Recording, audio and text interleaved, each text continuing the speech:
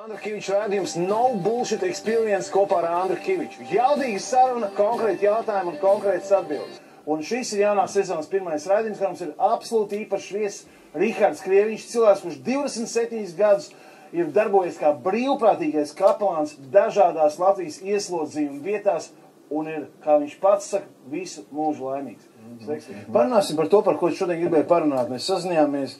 Un tu teici, ka tu gribi parunāt par to, no kurienes rodas ļaunums. Redziet, te ir ābols, ja?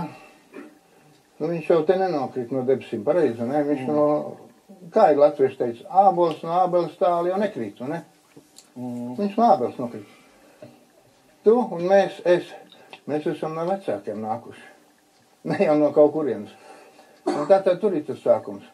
Kur ir sākums? Kāpēc? Viss taču grib to labāko, vai ne, bērnam. Bet kas ir nāk? Jānes ir paciņas cietum dēlam, ja? Un labi jau vēl kā tā, bet tiem, kam mūža ieslodzījums, tiem pat viss atgriež muguras.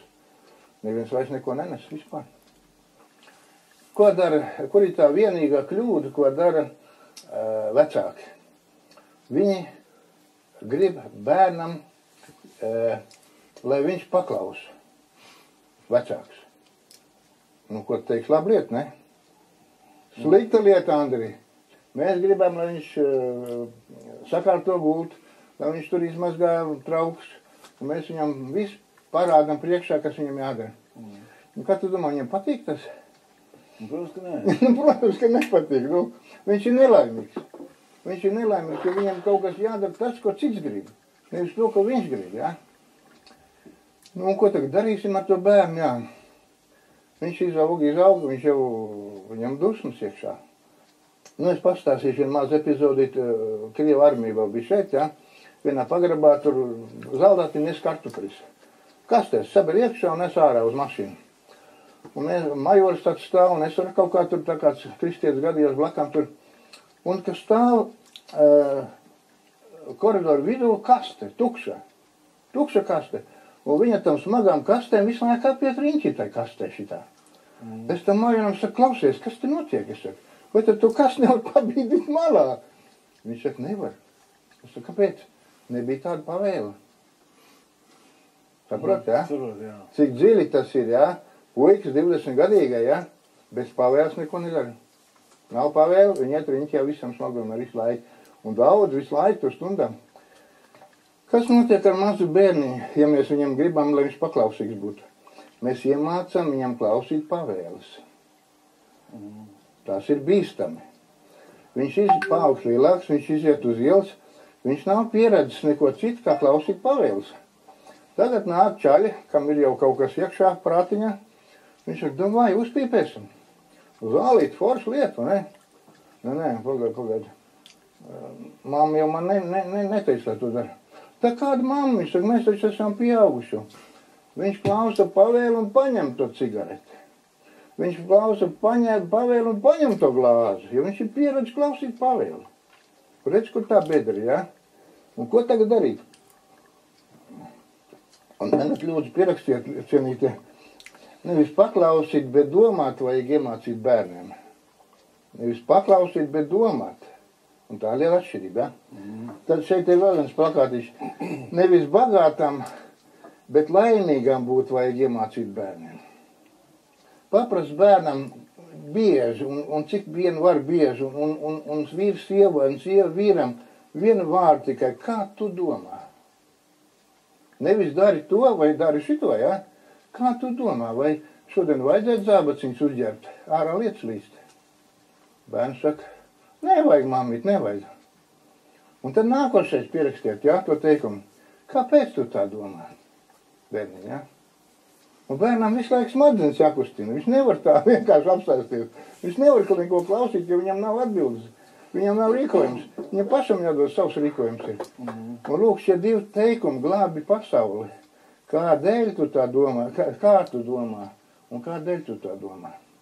Un ja mēs viens otram, vīrs, sieva, un ja mēs bērnam nežēlosim laiku, jā, vieglāk ir parāda fiksni un viss notiek, ja? Bet, mīļā, mēs izraukām bedri. Un pēc tam būs tās problēmas, ka mēs jau izrunājam, Jā. Un viņš būs tikai pavēļu klausītājs.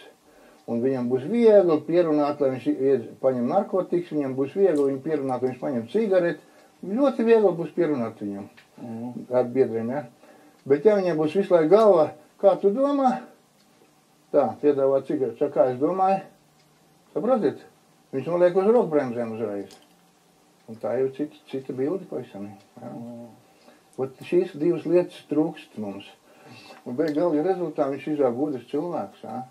Viņš visu laiku analizē situācijas, un tam ir vērtība. Tam ir vērtība. Tam, ka viņš paklausa mums, tā nav vērtība. Tas ir mūsu gribēšana. Mēs gribam, lai mazs bērns būtu kā pieaudzis cilvēks.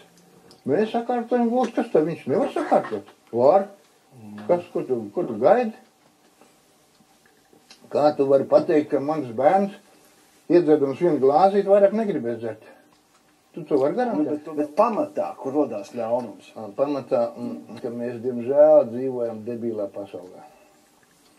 Ja tiem, kas tās raķetes šauj gaisā, ja viņš paņem pie rīklis, ja, viņš arī kaut kā citādāk sāk domāt. Ja viņam nāc jau pielikt pie rīklis, ja, viņš saka, atvainā, piedod, es vairāk tā nedarīšu, ja. Bet kamēr viņš sēž uz pultēm, oi, baigi forši, ne? Viss notiek. Tagad tur Palestīnā, ja?